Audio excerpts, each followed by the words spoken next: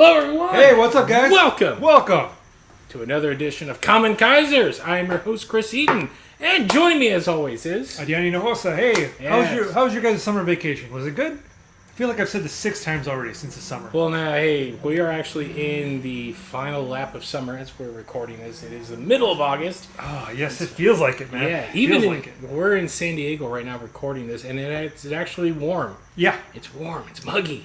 it's summer nights, man. Yes. Southern summer nights. Yeah. Where I'm in the mean streets of Orange County, it's been kind of nice. Well, Which I'm a little shocked. So, Arian and I are back. We were off for the month, mostly because I was traveling a crap ton. yeah. I was at G-Fest. We were both working. Yes. Yeah. You were working Comic-Con. Was working Comic-Con. My God, yeah. Different, Different ways, yeah. Different ways, but we're here. We're back. Our last, I was doing some work before this episode, and I'm like, oh, the last thing we did was Primevals. Hell yeah, dude. Yeah. Hell yeah. So, this week we are back. Arian picked the movie this week. You know, it's so funny because I reached out to Chris. I'm like, we should just do Alien Romulus because it's. Yeah. Yeah. And, Well, why? Why should we do Alien? I mean, because I reached out to you this week, and I'm like, we didn't really pick out a movie, or we did a long time ago. We just kind of abandoned that idea. Yeah. And I was like, dude, I know I'm gonna go see Alien. You're gonna go see Alien. Let's go watch Alien. I'm gonna wait for Alien to come on cable like I did the last two. Yo, you really? Okay. Yeah, Okay. I'm not. Look, All right. I will. Full context. I've told this story in the podcast a couple of times. My dad freaked me out at a young age with Alien, or with Aliens, the second one, the good one, the real good one.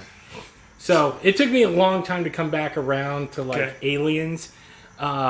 So when I finally got in my movie buff era, I was like, all right, let me see what this is all about now. Because that was the thing. My dad always gave me the Dark Horse comics. Yeah. I read the car because he was always like, you love Predator, but you can't get it by Aliens. I'm like, Dad, I'm haunted by the image of Bishop being ripped in half and all that white crap coming out of him. That was what did it for me. That's what screwed me up as a kid. Well, I still remember very vividly. And then when I went back as an adult, I'm like, I could see why this would, burn in my psyche at 4 years old watching this movie. Well, there's definitely white stuff in this new one, but there's a lot more practical effects than there was in the last. Yes. Couple ones. Now, look, I am more of a Predator fan. Fair. I love Predator. Fair. The only Predator movies I don't care for happen to be the two that cross over with Aliens. Okay. And the Predator, which Is that the one with the? No, that's the one with Adrian Brody. Sorry. The Super Predator. Yeah. The Gotcha. Super Predator. I remember watching him like, Shane Black's doing Predator. He was in the first one. Hell, right? This is going to be awesome. And I remember walking out, I'm like, oh my God, this is what every Alien fan feels like. I didn't hate it. I didn't hate it personally. Yeah. I haven't seen Alien or Predator movie I didn't like. I mean, Now look, I'm a mark. Let's be real. Now look, I'll say this. I have, honestly, in hindsight, I really don't have a lot of problems with Alien versus Predator, other than it's a PG-13 movie, and it's not what because I love the arcade game growing up. Right. And that's what I always saw Alien versus Predator like. You need Space Marines. Yes. You need a horde of aliens, Yep. and you need the Predators and the Marines teaming up to take down, the Hive. You can, or you do a 3-way fight. You have aliens, Predators, and Marines, and it's just a matter of survival. That's how you do it. Now, Alien versus Predator, I worked for a movie theater that had it, and I was like, it's fine. The thing that bugged me the most was how they treated the Predators in that movie. Oh. But I'm not gonna lie, I was like, watching, two dudes in monster suits, throw each other around and fight, I'm like, okay, this is actually pretty fun. This is cool. Alien vs. Predator 2 is actually garbage. It's a garbage movie that you can't see. Now, I watched Prometheus. I'm like, oh, cool. We're getting to the nitty gritty. I remember finishing that movie. I'm like, why? What was the point of that movie? And then Covenant came on HBO one night. I sat down. It came in right as Green Goblin was on the screen. James Franco. I'm like, James Franco's in this freaking movie? That's right. It was already weird. That's right. It was already weird that the guy from Eastbound and Down was in this movie. Yeah. But I'm like, James Franco. I'm like, okay. And then he dies 20 minutes later. Spoilers for an 6-year-old movie at this point. But I'm like, okay, well, let's see where this goes. And I'm like, uh-huh. All right, the neomorphs are kind of cool. That's it. It's what I assume the people who don't like the Blair Witch Project go like, nothing happens in this movie. That's the problem with Covenant. Like, there's like 25 minutes of story in this movie. Yeah. And the rest is like, what? Why did you make a big deal out of this? Like, there's nothing that goes on in this movie. This is like an episode of a show you turned into a 2-hour movie. Haven't seen an Alien or Predator movie I didn't like, but I agree. There's parts yes. This is why, and look, I've talked to people that watch Romulus. I've heard both good and bad things.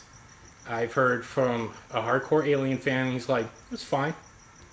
But knowing his taste, it's like us with Godzilla. Yeah. It's like, watching like, some of the newer legendary offense where people are like, it's fine.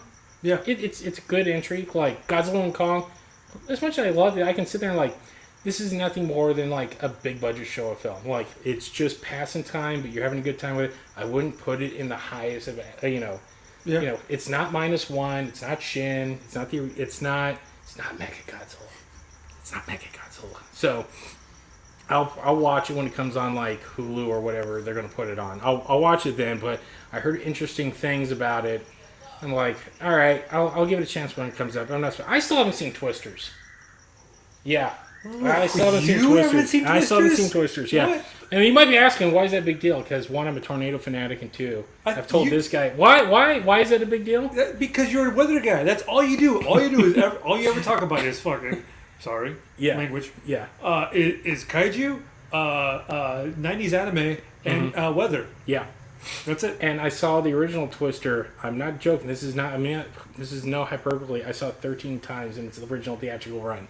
My dad and I saw it 12 of those times together. So. Well, you're gonna love the new Twisters. I know. I can't wait. It's coming back to 4DX at the end of the month, and I'm waiting until you're gonna love it. I got my buddies. He's like, hey, when it comes back, I'm like, yes.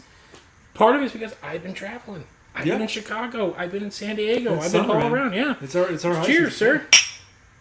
So that's why we didn't do Alien Romulus. So the second pick was like, all right, let's do an Alien ripoff. I'm like, you guys, if you're watching this, you've seen plenty of Alien ripoffs. There's so many of them. So like, you don't need to do that. Yeah. So now, about 10 minutes after we kind of go back and forth, I go like, hey guys, Cruel Jaws is on Prime. You decided, let's not do an Alien ripoff. Let's do a Jaws ripoff. So we stayed with the ripoff theme for this week's edition. I didn't know how long this thing was going to be on Prime for. Well, why? Okay, let's explain why, because this is going to go deep into our review, but why would it not be on Prime? Well, because it blatantly, number one, I think you said it best. I've seen Turkish movies that blatantly rip off other movies, where they straight up steal scenes from other movies. This is an Italian movie, directed by Bruno Mattei. Yeah. If you know who Bruno Mattei is, you know what you're getting into. This thing straight up rips off Jaws 2, Jaws 3, The Last Shark.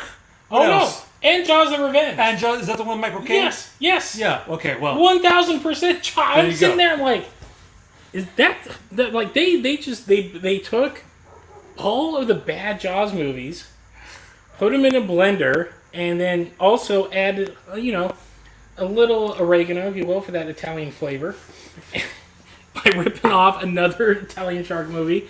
And they gave us Cruel Jaws, which is also known as Jaws 5 in some territories. And there's a damn good reason.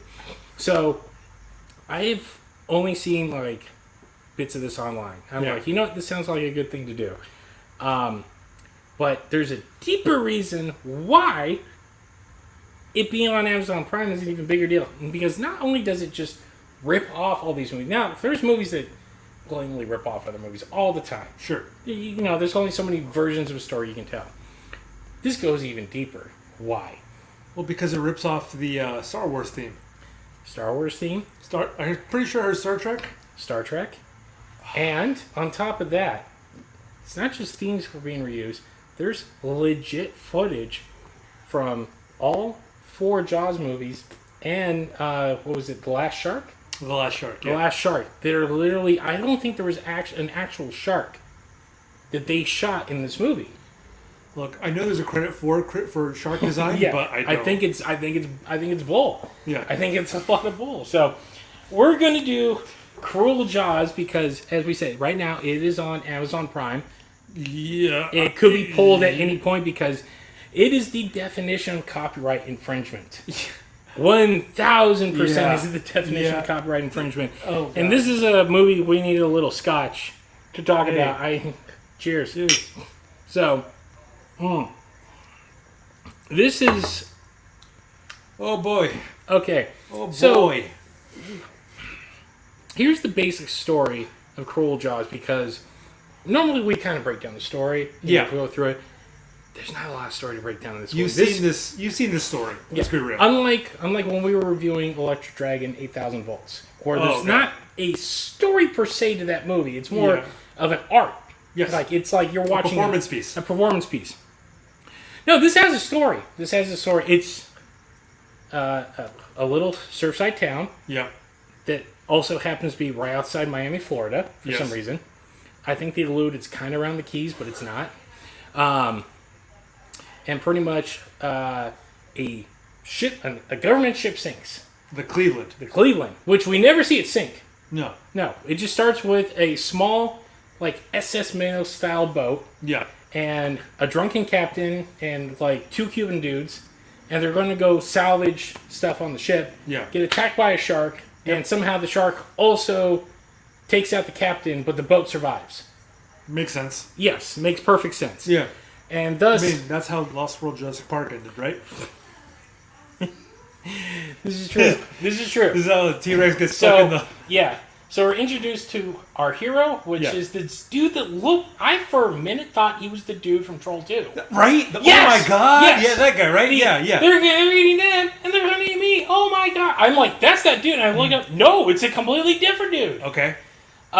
He and his girlfriend, who is the definition of like that stuck-up chick that hates everything that her boyfriend does because he's not paying enough attention to me. It's one of those things. Yeah. And you're like, all right, I already hate her. They go visit friends? It's never made clear. Look, acquaintances of some sort. They're going to a theme park. A marine park. Which actually, it was shot in Marine Park, but this looks like the most third world, hole-in-the-wall theme park I've ever seen. No, it's a pool. It's a pool with some stands. Yeah. That's what we're getting into. There's 2 dolphins. and a seal. And a seal. Yeah. A snarky seal, by the way. It's gotta be. He's a little. Yeah, he's a little rambunctious. Yeah. And they're gonna spend their vacation. Our couple is gonna spend their vacation there. And by the way, our hero is a marine biologist. They don't call him a marine biologist. They call him a fish expert because I don't think the screenwriters knew the proper term for a marine freaking biologist. They show up. There's this little girl swimming. Turns out she's paralyzed from the waist down. Yes. And we meet her family, which is her older brother and her father. You know what? It's Hulk Hogan. This guy walks out. He looks like the Wish version of Hulk Hogan. But like Hulk Hogan when he jumped to WC around the same time, 95, when he went to the beginning of the NWO era, where like the face is he's still got a little bit of the roid face, like a little wider, but he's got the thin handlebar mustache, the bleach blonde hair that's balding, like the hair's receding. It's balding in the front and up here too. Yes, it's like, just like real Hogan. Yeah. But he's got the full mullet and everything going on, and you're trying to believe that this dude runs a marine park, and well, you find out the marine parks, they're behind 3 months on rent. 3 months on rent. And the evil real estate tycoon, which I'm like, okay, now we're ripping off not only Jaws, but now we're taking plot elements. It's kind of a standard Scooby-Doo thing, but this guy came right out of Roadhouse. That's what this dude was. Because he had his army of cronies, including his kid, and he's like walking around smoking a cigar. He's like, you're 3 months behind on rent. And the local sheriff shows up, and he's like making friends. He's being friendly. He's like, hey, I'm sorry, but you're being evicted. Like, understandable. Yeah, so now... Yeah, whatever. They're like, well, we got 30 days. We'll figure that... And by the way, am I overacting? Am I over-exaggerating how these people are acting? I think you're acting better than they are in the movie.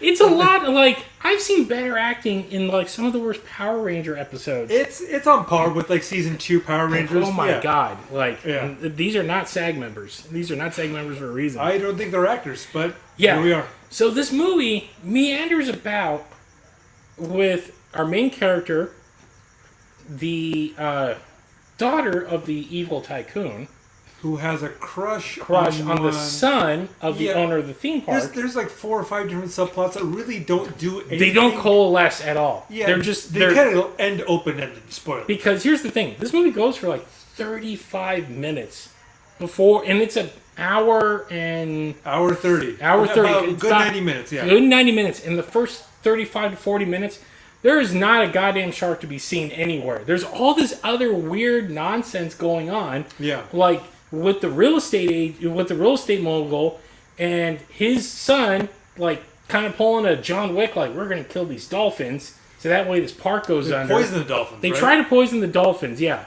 And they're using like stock footage of the dolphins, like they're supposed to, like, they threw a fish at this dolphin. And you see the dolphin eat this like cyanide laced fish, and the dolphin's just kind of like flapping in the water, and you're like, oh no, it's cyanide. And then like 2 minutes later, the dolphin's fine. Like they find the fish. The guy's like, oh god, we're gonna get found. Let's run.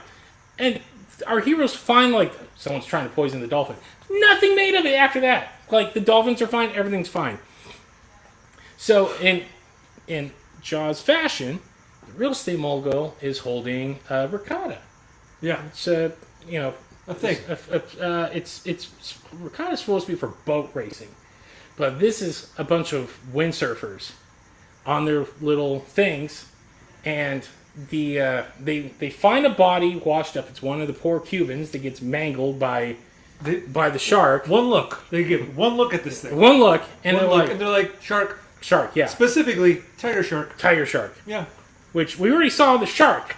Was not a tiger shark. Was not a tiger shark. It was a great white shark. So, yes, continuity be damned. And especially if picking... Fish expert be damned. Yeah. You guys are like, this is clearly a tiger shark. And, by the way, there's a point in this movie where I'm like, oh, this is definitely written by some Italians. And it was translated because you can pick up the little nuances, because this takes place in Florida, South Florida. Not known for their more intelligent people, but still, it was the sheriff was talking about seeing the shark. And he's like, it's got to be at least 7 meters long. I'm like, no one says, especially in 1995, no one is measuring a shark by freaking by meters. meters. Yeah, yeah. In Florida, yeah. It's just like little things I was picking up on. So it's 3 refrigerators long. Yes. So we're getting the sheriff is like, we gotta shut this beach down. There's a shark murdering people out there. It's every Jaws movie, cliche. Shark, yeah, you know. And of course, the tycoon's telling the mayor, who's this little impish looking dude, like, we can't shut down. And by the way, the dude looks like he was best friends with the director. Yeah. Because he says like all 4 lines, and he's like he looks like he wore his own outfit to the set, because his own he's got, sleazy suit. Yeah, it's like a sleazy suit. He's got one of those like cummerbunds up here, and like, I'm like, you're not rich. You're a mayor. You're a mayor of like some crap hole town and something. Like, you're not supposed to be looking like that. Like, at least when Spielberg cast the mayor of the town, like, yes, he looks like a sleazy politician. This guy was like, no, I'm I run like a car, like I make cars like in Italy somewhere. Like, I sell cars. Yeah, I sell cars in Italy. I'm trying to pass off that I'm a rich dude. So they want to shut down. Of course, they want to shut down, and then we just have to deal with drama, and then we get. Oh my god! Then where the action starts. We get about 40 minutes in. Then the screen goes blue. Yes.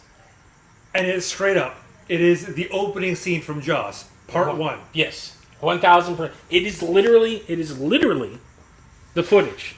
It's one. I'm sitting. I'm like, I know that scene. I like anybody that's a movie fan knows that moment. Sure enough, it's a guy and a girl making it on the beach. Yeah, I guess the guy's related to somebody. And I don't like. It's never explained. There's like people. When the script calls for it, they're like, "Oh, he was really like we just met this guy like 30 seconds ago." But they're brothers with that guy. Yeah, and he gets devoured by a shark. Yep, doesn't matter. It's the opening scene from Jaws. Yes, making out on the beach. Girl goes in the water. Guy's kind of bumbles his way into the water. Mm-hmm. Girl gets eaten. Yeah. I think the guy gets eaten too. I think so. No, I think he survives later on.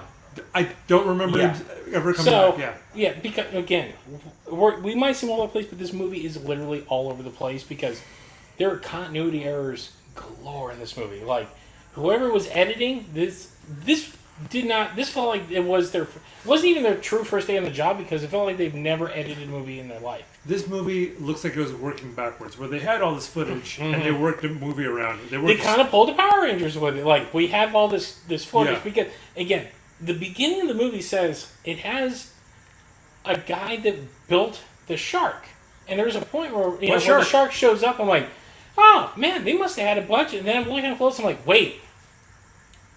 It's not the same shark, and that's not. Is that from Jaws 4? I'm like, yeah. I'm 9,000% convinced that they had no shark whatsoever because every time you see the shark, it's a real shark from like some stock footage. Yeah. Or it's scenes taken directly from bigger budget movies, Jaws Uno through Quattro, or Final Shark. And every time the shark attacks someone, everyone that gets attacked by the shark in the water does the same thing. Like it starts splashing around. Yeah. And then they cut to like some underwater footage of the shark coming up, or the Jaws footage of the Jaws up close, and it's like done that and then the person getting attacked goes they go under, and then they do like a kickflip. Like clearly they got dragged down, and then they bob upside down. Their feet go up, and their legs, and they're like, where did they get bit? That would explain why some of these characters wear very interesting outfits. Oh my god! It's like, why would you wear that? And then it cuts to the underwater footage. Like, oh, so it matches. Yes. So there's that continuity. Yes. And like that's a weird thing to wear. Oh, because you're ripping off footage from one of the things. Makes sense. So you want to wear something that's similar. So legs get it goes from like a female on top, and then it gets like to this muscular person at the bottom. Like that's not a. Because wearing boxers. Well, that's not even it. That's not even taking into account the day as night shots. The blue screen. Yes. Yeah. Yeah. There's clearly a lot of shots that they filmed in broad daylight. It's supposed to be the middle of the night, and you can tell because the sun's coming right in through the window, through everything that they're shooting at. There's literally one shot where it was night, and then they cut to outside, and it's clearly like 11 o'clock in the morning. Yeah. And then they come back inside, and it's dark again. You're like, what the mad hell is going on here? So we get to the regatta, and this is the actual attack, the first big attack where, oh no, there's a shark. So the son of the mogul is on his little board, and he gets bit on the back. Oh, no. Let's talk about the good 2.5 minutes of our main character and the son of the mogul racing next to each other. And when I say racing, I mean like shaking this thing back and forth. Oh, yeah, they're not even in the water. And they're talking trash to each other. Well, mogul's talking trash to the main character. Yeah. Or the son of... I don't know. Doesn't matter. It doesn't matter. But he's just like... He's cussing him out. And I mean, this is a lot of hard language for a PG. By the way, okay. Right? Yeah. Let me not to get too distracted on that, but this was clearly meant to be an exploitation movie. Yes. They wanted to be like an R-rated, gory shark attack movie. Yeah. In many ways, it is weirdly tame. Like, you look at it and, like, there's points I'm like, oh, is that girl might take her top off. Oh, right. No. Like, you get a lot of, like, 90s girls in, like, bikinis and stuff, but it's weirdly tame.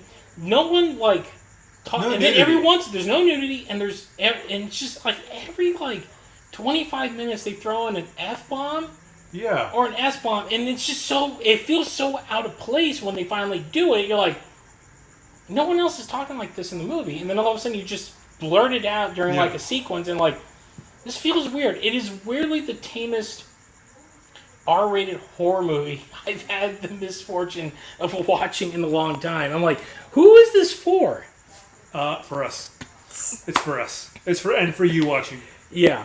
So the shark attacks this competition. This is the part of the Meg. You know, if you've seen the Meg and you see that shark attack where everybody gets populated, this is that part of the movie where the shark goes on a brand. And occasionally, so they'll do like these quick zoom shots of like where the camera does the hard zoom in on a person like swimming. All of a sudden they go yeah, and then like there's just pink blood that comes out of the water where they're at, like and it's clearly not the same spot, right? Because they were actually, they had a cameraman in the either at the edge of the beach, or they actually had a couple of shots in the water, which I'm pretty sure like that was probably where the most of the budget went to waterproof a camera to get in there. Oh, right. But it's so sloppily cut together. You're like, I don't know what's going on, but there's just people running in terror. There's the idiotic, like, people are like, get out of my way, and people are going back into the water. Yeah, there's 4 people. There's the sheriff. Mm-hmm. There's the theme park or amusement park owner. Yeah, Hulk Hogan. There's everybody's yelling at each other just to get out of the water. Yeah. Like, it's going to make anything go faster. Yeah, but it's all chaos. So, it is what it is. There's a point where the shark, like, there's like a barge that's like attached to this dock. It looks like an island. Yeah. It looks like it's kind of say apparently raft. Because there's no establishing shot of this thing. Right. They just cut to the shark all of a sudden like biting at this wood, and they put these sound effects to make it feel like it's ramming this thing. Right. When you look at it, like, that's like a little like 4-foot shark. Like, and clearly like they got it hitting like some pieces of wood in the water. And then all of a sudden they just flash cut to like people on this barge thing, and it breaks off. And then they cut to another scene from Jaws 4 as the shark's coming out of the water. And then people fall over, and then they just quick cut to like more pink dye in the water. And we get to this point where the youngest daughter of Hulk Hogan, the paralyzed one, someone pushes her in like one of the most like a-hole things you can see, and she goes ass over tea kettle into the water. So our marine biologist hero's girlfriend, the one that can't put up with them, and actually tried to cheat on him at one point in this movie. That's true. Yes, because she's like, I can't stand being with you because you're working to help people from saving the shark. So I'm going to go get liquored up with my other slutty friends and go hit on other guys to make you jealous. Literally what happens in this movie. She dives in to help this girl. Everyone runs to the edge of this dock. They pull the girl up, no problem. And our hero is like, grab my hand. He, by the way, 2 seconds earlier had no problem pulling this girl up. Right. And she's in maybe like 8 feet of water. And she's like, and they cut the quick cutting between the shark coming, her, him, her, shark, her, him, and in the final close-up is the hand like, reach for my hand, and you're like, she's right there. All you have to do is scooch forward a half an inch, and you can pull her up. And then all of a sudden, she just goes down. My favorite part is when you look down on the lady trying to come out. There's no shark behind her. There's no shark. No shark. There's no shark. She just goes under, and then you get the prerequisite no, and then hard cut. Well, commercial. Yeah. Hard cut. Yes. Hospital. Yeah. Well, that's the thing because the way this is on Amazon Prime. It's on through Freevee. It's on through Freevee. So we get it's weird commercials in between this, but like I'm watching, like I know for a fact that she dies, and then they just hard cut to the hospital of the other girl, and everyone's like, "Is she going to pull through?" Like, hey, sorry, your girlfriend got mauled to death by a shark. Like, okay, we gotta do something, and this is where the movie finally like somewhat focuses up because everyone all of a sudden remembers, oh, we're in a killer shark movie. So now we got former posse. Yeah. And the mogul, the real estate mogul, now he's got egg on his face because, he... all of a sudden, there's a mob in New York or Chicago or whatever. Oh, no. We'll get to that in a second. Oh, sorry. Not there yet because... Oh, his son... we're too far? No, we're still a little too far because in this hospital scene, the mogul's there with the mayor and the sheriff and Hulk Hogan, and he's the Hogan like, this is all your fault. Like it's the mom moment. She's like, you knew the shark was out there, and still you let her on. She when she slaps the mayor. Except this version is like Hogan, like wish store Hogan, like hulking up. He's like, you're going to put a bounty out on this shark. Like, you're going to make this right. And he tells him the amount. You're going to put a $10,000 bounty on this shark. Something crazy like that. And the guy's like, all right, fine. Like, I'm going to get my ass kicked by the guy whose land I'm trying to steal right now. So this bounty goes out.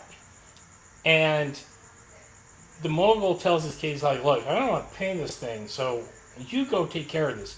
Meanwhile, the sheriff goes off on his own, and our heroes come together and are like, we got to figure out a plan to get the shark out. So we got 3 posses. We got 3 posses going on now. We got the sheriff. Yeah.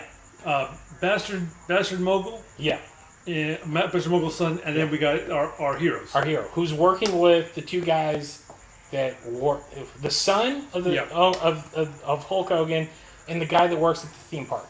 Do you want to go by an order of death, or should we? Let's go in order of death. Okay, cool. The first one to die straight up is the is the son. It is the son. The son goes first. The son goes first. Maybe top 10 deaths I've seen. This made the movie worth it. This made the movie. This is okay. The sequence of events is they hook a piece of meat. Yes. So let's set the sequence. Yeah. So it's the son of the mogul, his 2 8-hole buddies, and the short-haired girl that was friends with our hero's girlfriend that was like, go cheat on your boyfriend. Yeah. So they get on a boat. Yes. And their plan is they're gonna chum the water. Yeah. Which, by the way, everyone used the same piece of meat. Did you notice that? One was called the Sunday roast, and the other one was just.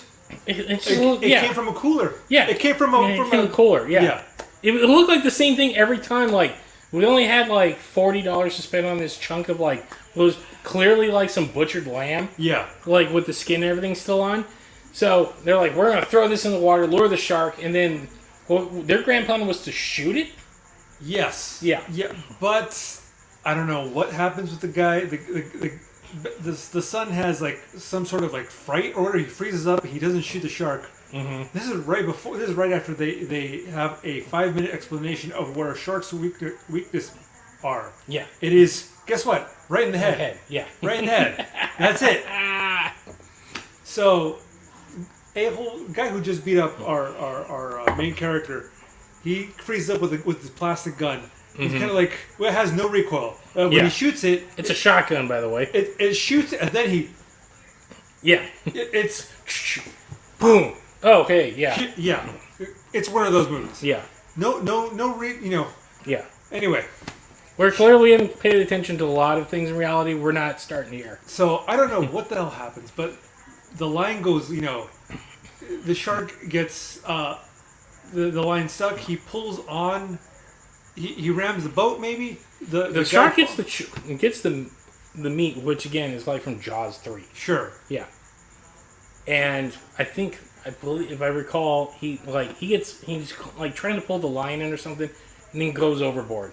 Something like that. Yeah. Right. He goes overboard, and then he's like splashing the water.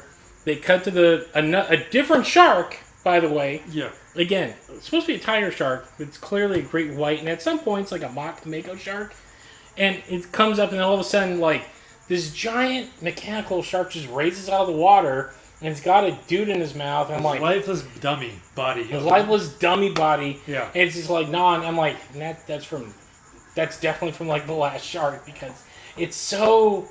Like, you're looking like, at first you're like, oh, that's kind of a cool mechanical shark, but then you look and you're like, that's not even the same dude in his mouth. It looks like a hand puppet.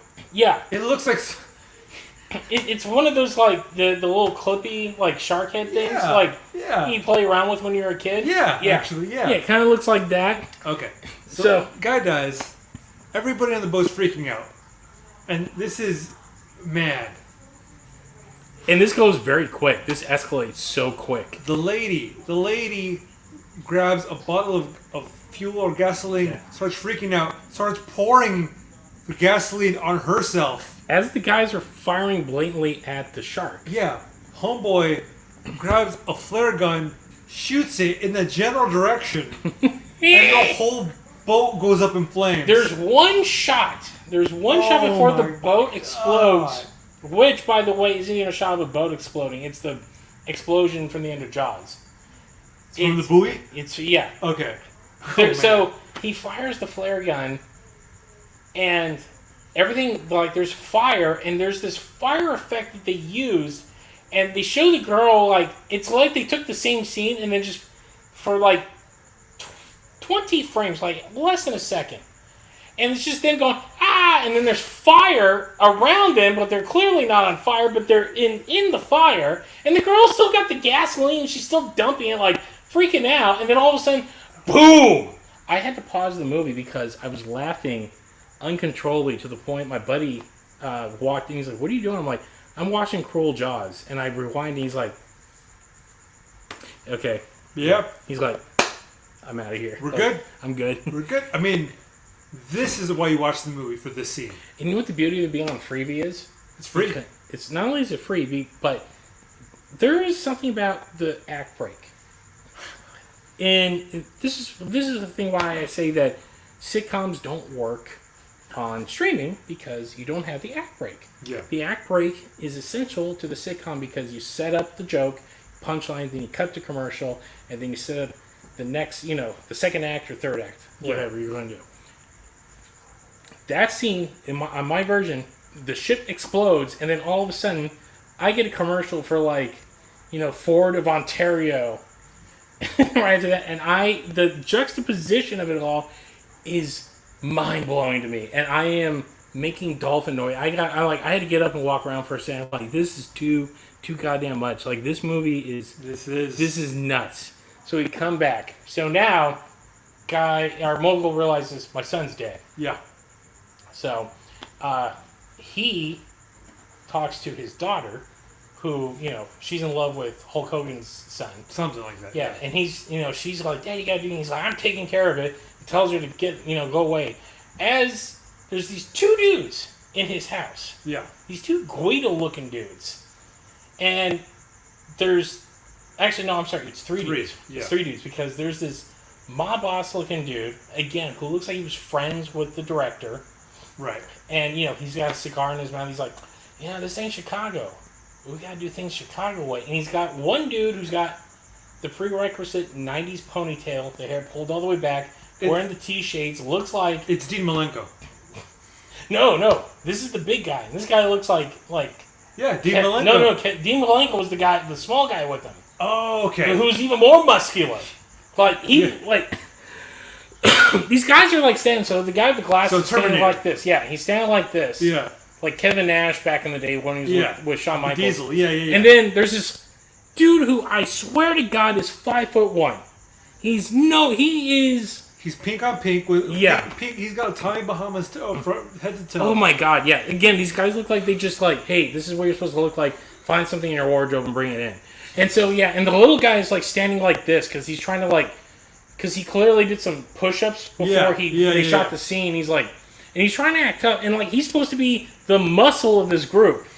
And they're kind of mad dogging the guy. And by the way, this point is where we get some crucial information about the shark, offhanded, because the mob boss guy walks away, and these two dudes are like, "Don't worry, we'll take care of it." When our tycoon guy is like, "No, you don't understand. This shark is something." The wreckage. He was trained. He was trained by something. He was trained by the Marines to take out enemies. And I'm like, I'm sorry, what? This crucial piece of information would have been good at the beginning of the movie. And by the way, where the hell did this guy get this info? Okay, great, because I didn't get this information. You didn't hear this information. This comes out of nowhere. It comes out of this guy's mouth. I'm like, how do you know this? No one else. The sheriff, no one else talked about a possibly genetically engineered killer shark. Protecting a sunken battleship. Yes. Sunken submarine or something. I don't know. It was a sunken, Navy ship of some sort. Off the coast of Florida. Off the cuff. And they're like, and the mob guy's like, "We'll take care of it." So. Cut to. Hold on. At some point, the sheriff in a helicopter dies? Oh, no, okay. So, so while they're like, "We'll go take care of it," and because our tycoon guy's like, "I want to pay this money." Right. So they're like, "Well, you're going to pay us if we take care of it." Right. And he's like, "Well, damn." So, he's like, "Well, you know how to get it?" Like, "Just leave it to us." and then they walk out. Then we smash cut to the sheriff, who looks like... Who's in an army helicopter. Yeah, he looks like Robert Urich and like Joe Don Baker, like, melted together. Right? Yeah. Yeah. They're in a helicopter, and they're flying over the water, and the guy who's the helicopter pilot, you look at me like, this guy doesn't speak a lick of English. Like, he's just some extra that they hired. It's two different pilots, man. It's a guy. Okay. First, they cut to a guy in a bomber jacket. Yeah. Cut back to Mitchell Part 2, and then they cut to a guy with army fatigues with a mustache. And you're like, yeah. They're like, wait, something happened here. Yeah. Yeah. So essentially, same deal. The sheriff, by the way, who doesn't tell anyone that he's taken upon himself. Yeah. To take out this shark. So he gets in a helicopter, and he's got the same piece of meat. I swear to God, it's the exact same piece of meat. Yeah. Same piece. Pulls it out of a Ziploc. Out of a cooler. There you go. And then ties it to the winch on the helicopter, and he's hanging out the door of the helicopter and tosses it. And he's telling the pilot, "Get low, get low." So he tosses it, and then you see the shark again. Like, the shark, it's just random shots of the shark swimming underwater, and never the same shark. Ever. Never the same shark. And then finally, another Jaws, which I swear to God was from Jaws 3, like when the thing is in the aquarium. Like, it's a completely different shot, and all of a sudden, like, you just see this mouth open and grab the helicopter. The meat that's attached to the helicopter, and at no point do you see the shark and the helicopter in the same sequence.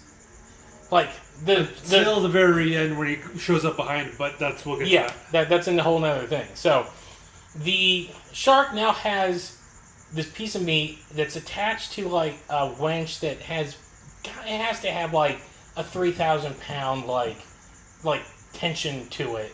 And it's dragging the copter down with them. And you're like, okay, I've seen this plenty. This is literally Jaws 4. Yeah. This is literally Jaws 4. And the sheriff's like telling the pilot, go higher, and he's like, we can't. And he's like fighting the stick. So this guy pulls out. He pulls out like an AR-15, a spray painted plastic AR-15. Yeah, and just starts like shooting at the shark, and you just like get like shots of him like shooting, and then occasionally just the shark like rolling around. No splashes. Nothing. And then you just hear the two lines that the helicopter pilot says. He's like, cut the line. And then there's just like a weird like spinning shot, and then all of a sudden the copter's down, and the sheriff falls out. Yep. And then you see the shark come up behind him, and you just get the shot like, ah! And then that's it. Like, they allude that the whole helicopter went down into the water, because the shark pulled it down, but you never see the helicopter go into the water. It just smash cuts, and you're like, well, I guess they're dead. Okay. So now we get back to our heroes. And now they're actually plotting a path. They figured out, okay, the shark is hanging out here. They're on a boat. Yeah. Well, no, they're not on the boat yet. They're in the boat house where they're laying out their plans. And they're like, okay, so we figured out the shark's hanging out this wreckage. That's where, that ship was found, the Cuban guys and everything. So we're going to go there, and then we're going to blow up the shark. They come up with this plan to plant a bomb on the wreckage of the ship and blow up the shark in it. But our two mobster Guido-looking dudes show up while the son and the guy that works at the park, they're like, well, I guess we're going to ghost. And all of a sudden you hear these two guys, no, you're not. And they just club him in the back of the head, like with one of those like ratchet things. Yeah. And the big guy's like, I'll take care of the boat. You go look inside. And the little guy's looking around, he's like, and they have the plans, and it literally says, shark is here. Written on it in plain wording. He's like, aha! Takes the plans with him, and then they go hop on their boat and take off after he's apparently sabotaged our hero's boat. Our marine biologist hero comes in, realizes his map's gone, he's like, dear God, and then realizes what happens. Don't even mention anything else after that. We cut to these two Guido mobsters on their boat, and they're like, man, we're going to get paid big time for this. Shark comes up again. Intercut of like 15 different scenes from 5 different movies. And they decide like we're gonna open fire on this shark. Does nothing, and the shark rams the boat, knocks one of the guys into the water. He gets devoured. Again, hand puppet eats this G.I. Joe. Yes, they just cut to this. Like the guy goes like overboard. Like they're clearly on a boat out like in the harbor, and then all of a sudden they're on the boat. Like the way that it's shot and cut, they show like a real shark ramming something, and then the camera rocks for them, and the guy goes ass over tea kettle into the drink, and all of a sudden like you just see the big shark come up like like just munching on him, and it hits the boat again, I believe it knocks the other guy over, or does he like sink the? I forgot. Does he sink the? Again, I just watched this movie this morning. This is how incomprehensible this movie was. If I remember correctly, I think he kind of looks over, and then the hand puppet just going. So those two dudes who show up at the 11th hour in this movie have a total screen time of about 3.5 minutes. Maybe. Are then completely devoured. So now our tycoon has no one to take care of the problem. Then we get into the final act of this movie, where our heroes are going out on their version of the Orca. Let me get this straight. Yes. So their plan is to send 2 divers, rig up an explosion inside of the Cleveland. Yes. Wait for the shark to show up and explode the shark. Yes. And that's how they're going to kill it. Yes. That's their grand plan. Well, by the way, they have to fix the boat first. And Hulk Hogan is like trying to get it fixed. He's like, start it now. And they're like, nah. He's like, damn. Let me try again. Smacks it with a wrench. He literally goes down. They show him like crawling around like some basement somewhere. It's not even in a boat. And then like just smash cut. You see something, okay. And then all of a sudden, vroom, like, why did you even need to put that there? Like you could have saved you 30 seconds. You could have fixed it the first time around. Whatever you did that second time, why didn't you do it the first time? Like, you're sitting there like, I'm getting dumber watching this movie. Like, this is making my mind melt here. Okay. Watching this part of the movie, they send the 2 divers down to the Cleveland. The same place, same spot where the 2 Cuban guys at the beginning of the movie were. Yes, by the way, we never see this boat sink ever. And they see this, all you see is this square box with a little blinky on top. Yeah, it's a prop box. And they just kind of looks like something out of Batman. This Adam West Batman. Thank you. Yes, they just kind of swim down there, tie it up, tie it up to the bottom of whatever this thing is, and then they go back. Sharks chasing them. Yeah, chasing them. There's a point where the shark causes part of the ship to collapse. It rams into something. Like things in the ship. Like it rams into a fence that you don't know where it came from. No, the fence was early on. Was it? Yeah. Okay. The fence was when they said they had no shark fence or something. Yeah, they put up a shark fence because they had to have the ricotta go. Right. Which again is all like this is all stock footage from other movies that they played no part at all in any of this because they never really bring up the fence ever again. The shark just gets through. So they get up there. So one guy gets out. Yeah. One guy gets on there like, where's our hero? Where's the marine biologist? And the son's like, I'll go back down for him because there's a point when the shark attacks the wreckage, this big piece of like sheet metal comes down, and you think, oh no, he got caught. Turns out no. So our hero, or the son jumps back in. He had just taken off his scuba gear. He's like, don't worry. Just grabs his gear and puts the rebreather in, and he's dragging it around with him. Which I'm like, what are you doing? Like, this is like way more work than it has to be. Yeah. So, and by the way these guys are diving, like, they're diving in, like, Tommy Bahama t-shirts. Yeah.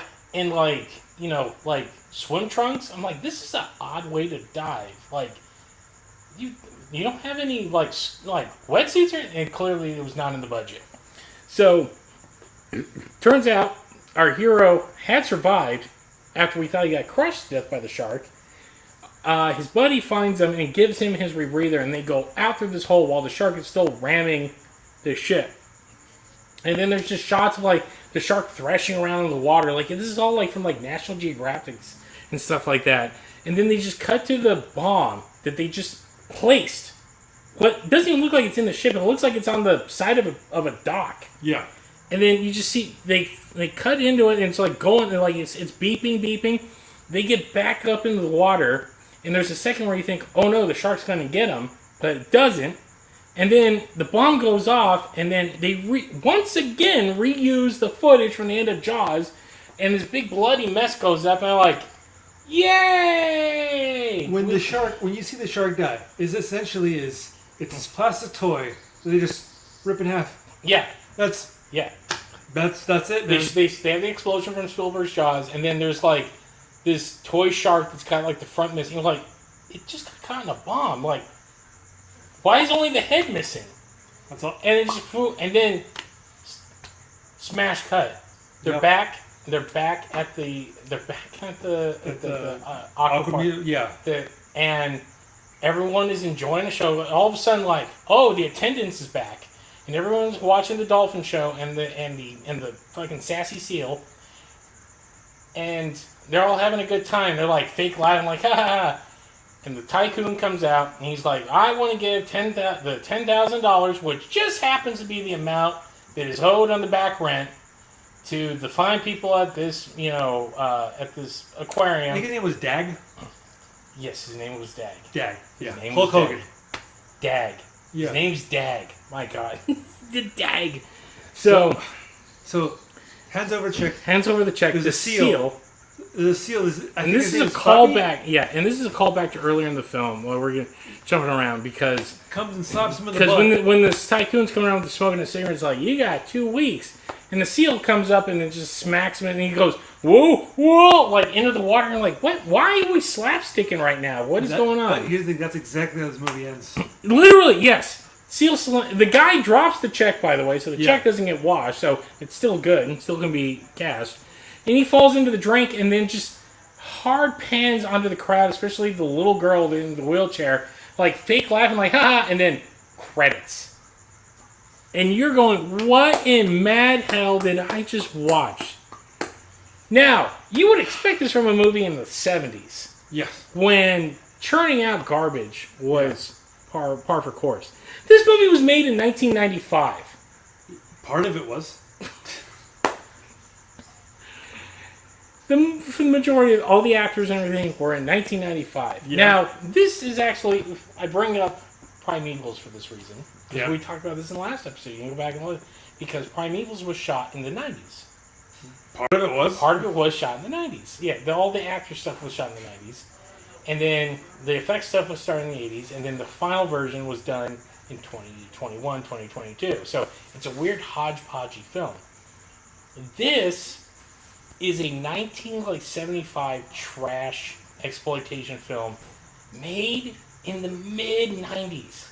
Mid-90s when Roger Corman and Trimark Pictures are ruling the direct-to-video market with, classics like Fortress and Proteus and stuff like that, like these weird trashy monster films. They were, in another age, they would have been drive-through films. Right. But now they're part of the direct-to-video market. I have no clue what this movie was meant to do, other than rip off Jaws. Because, again, as I said, this is supposed to be an R-rated, gory shark attack film that is not gory whatsoever. There's very little. The goriest part is when they find the fake dummy. Yeah. That it's been mauled by a shark. I'm like, no, it looks like someone threw acid on this thing's face. It looks like someone kind of like grinded his face against a concrete. Yeah, this doesn't look like a shark. Look, there's no pieces missing. It looks like it's just decomposed. Like half half the thing's faces melted off. I'm like, this is a dummy from something else. Right. I don't know what this is from. The rest of the movie is wildly tame, and it is except for the language. Yeah, the occasional swear word. Yeah. Everyone wants. The sheriff lets off an F-bomb. The tycoon, I think, lets off 2. And I think the son of Hulk Hogan lets off 1 at during one of the beach scenes.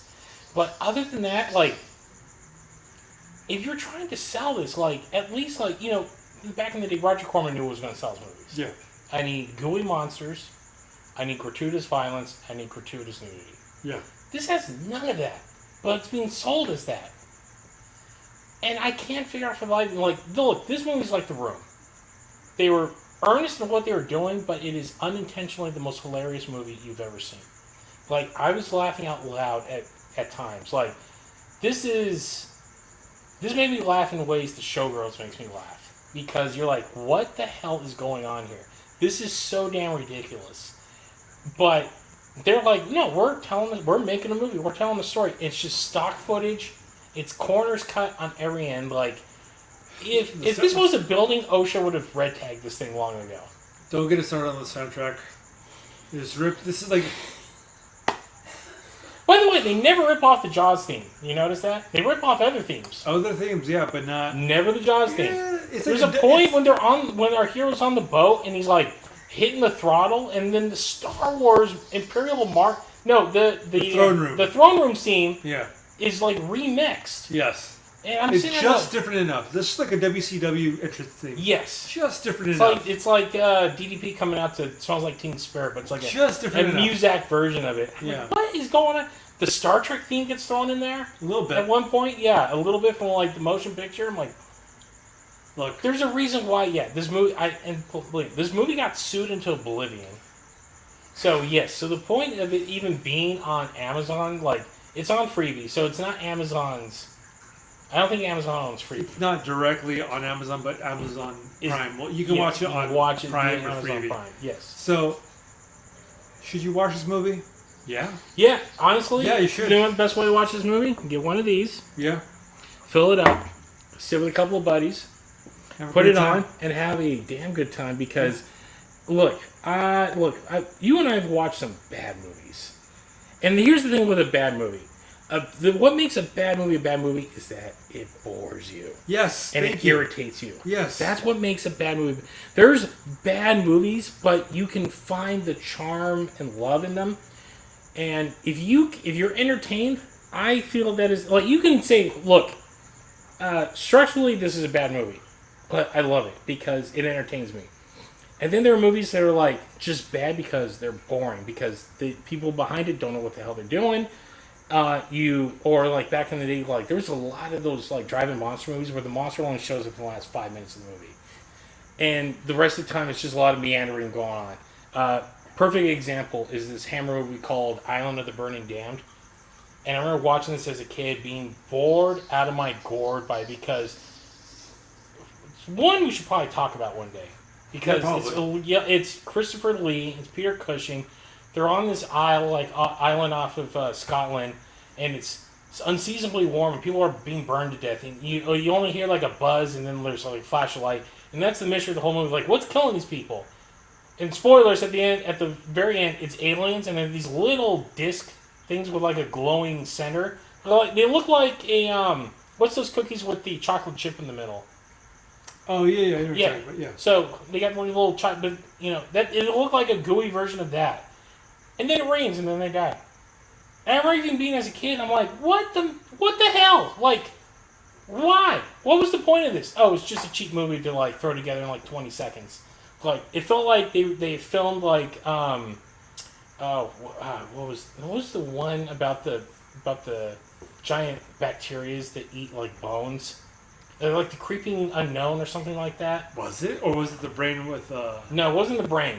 It was a Hammer movie. I think it was like The Creeping Unknown or something like that.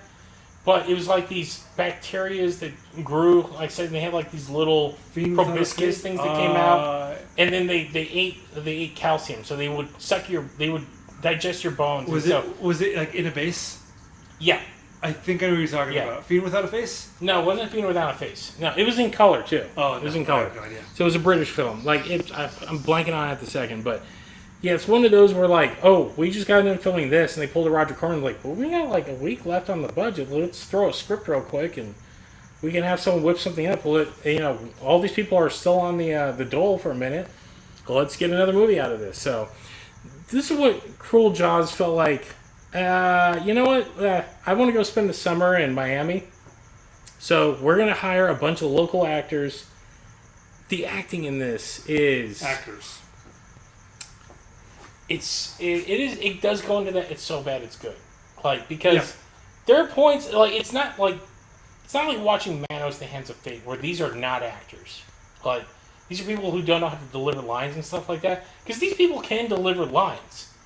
It's just they deliver them badly, and the dialogue is so atrocious. It's so bad, and there's no rhyme or reason to what they're saying that makes it great. And I gotta admit, like, of all the Jaws ripoffs I've seen in my lifetime, this is the most rippiest off of them all. But it's got a charm to it that, like, yes, this is definitely, like, something that would be played at a second-run theater for a midnight movie, and you're serving booze at this thing, because that's... That sounds great. That sounds like a great time. Yes, this is having a great time. This is a movie where you want everyone laughing, you want people yelling at the screen, because there's so much dumb stuff going on. This is a communal experience. This is what Mystery Science Theater was meant for. Yes. And I'm actually shocked. I mean, barring the few swear words, this feels like something that they would have... Well, I mean, to get the rights to this, it's just... I know, and that's the other thing. It's a rights nightmare. On. It's a freaking rights nightmare. We need to do like a Turkish film one day. I would love to. We should do 3 Dev Adam. We should. I think I think it was on the list. I think it was on the list. So I think in terms of ripoffs, yeah, maybe next one. Yeah. Yeah. Okay. But you hear first. We're gonna stay on the ripoff theme, and next episode, we're gonna do a seminal classic of Turkish ripoff films called 3 Dev Adam. And just to give you the gist of this wonderful masterpiece, Spider-Man, yes, that Spider-Man is an international terrorist. And he has to be stopped. And a local detective is trying to stop him, but he can't, so he has to call in help. And who's the help that he calls? None other than Captain America and the great wrestler El Santo. That is the plot of the movie. So that's the plot of the movie. We haven't even touched that, so stay tuned for that episode. But overall, final thoughts on Cruel Jaws. Go watch it. If you like shark movies as much as we do. Yeah. And this for me, this is one of those things I've never seen before. We should have Chris on this episode. Oh my god, we should have. Oh yeah. We gotta get another shark movie and get him on here. That sounds like a great idea. Yeah. We're gonna find another shark movie. Great idea. Yeah. We'll get him on. So. Yeah. But anyway, wow. but yeah, it's just so bad it's good kind of thing, right? If you haven't seen it, this is one of those things that like you hear about, but you've never seen. But now you have the chance to see it because it's on Freevee. So at the time of this recording, at least. Yeah. Go watch it. Go watch it before it gets yanked. Yeah. Because I guarantee it'll get yanked. I'm legit surprised because, yeah, I mean, it had a DVD release at one point, but I think it was edited too. Because all the stuff. All I know is that the Japanese version is 96 minutes and the American is 93 minutes. Mm-hmm. Who knows what's in the extra 3 minutes? Probably nothing to justify picking up that copy. It's probably like some song cue or something. Probably a nudity scene, or there's nothing. Yeah, but still, what's in those 3 minutes? Yeah. So in terms of if you listen to the show, Ari and I go back and forth. Like I'll tell him like, have you watched this movie? He's like, no. Okay, we'll do that. I think the best of that was what, Seventh Curse? For you? Seventh Curse is now a local legend where I come from. And this is one he hit for me. So yeah, this is Rats. You recommended me Rats. And, Rats is great. Rats is great too.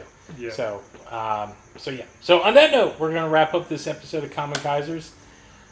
Remember, if you like what you see, we do have our other show, which is the Kaiju Kingdom Podcast. You can find us at the Kaiju Kingdom Podcast.com. And if you don't like to stream, if you don't like to download, you can always stream us on your favorite podcast streamers, including Apple, Spotify, or wherever else you find better podcasts. We're also on social media. We're on X at the Kaiju Kingdom, Instagram at the Kaiju Kingdom, and Facebook.com/the Kaiju Kingdom Podcast. And that'll do it for this episode.